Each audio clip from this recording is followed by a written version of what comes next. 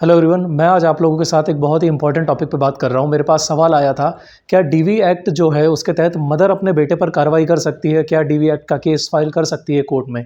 Generally आपने देखा होगा, यदि कोर्ट गए होंगे या अगर आप प्रैक्टिसिंग एडवोकेट हैं, तो वह जनरली वाइफ जो होती है वो हस्बैंड के खिलाफ डीवी एक्ट में केस फाइल करती है मेंटेनेंस के लिए, सिक्योरिटी पर्पस के लिए, यदि उसे घर में प्रताड़ित किया जाता है, उसके साथ डोमेस्टिक वायलेंस होता है इस कंडीशन में। अब सवाल ये आता है, इस एक्ट का नाम है the protection of woman from domestic violence act 2005। तो क्या इस एक्ट के तहत एक माँ अपने बेटे से सिक्योरिटी मेंटेनेंस वगैरह की डिमांड कर सकती हैं? क्योंकि हम देखते हैं सीआरपीसी 125 नाउ बीएनएसएस 1445 ये प्रोविज़न है कि मदर अपने बेटे से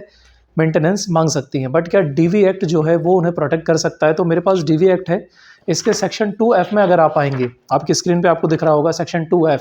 तो आप देखेंगे यहाँ पर लिखा हुआ है डोमेस्टिक रिलेशनशिप का मतलब means a relationship between two person who live or have at any point of time lived together in a shared household when they are related by consanguinity, marriage, or through a relationship in nature of marriage, adoption, or a family members living together as a joint family। ये act कहीं भी किसी भी स्तर पर ये बात नहीं करता है कि it can only protect a wife from domestic violence by her in laws, but यहाँ पर बात हो रही है वुमन की, और 2F की डेफिनेशन क्लियर करती है कि यदि कोई महिला किसी भी डोमेस्टिक रिलेशनशिप में मेल के साथ रह रही हैं, चाहे वो मदर हो, सिस्टर हो, या डॉटर हो, या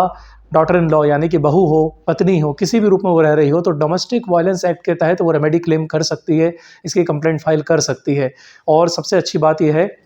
आप इस एक्ट को पढ़ेंगे तो इसमें क्लियरली ये लिखा हुआ है कि ऐसा ज़रूरी नहीं है कि जो महिला पीड़ित महिला वही करेगी, उस पीड़ित महिला द्वारा या उस पीड़ित महिला के लिए कोई और भी इसमें शिकायत दर्ज कर सकता है।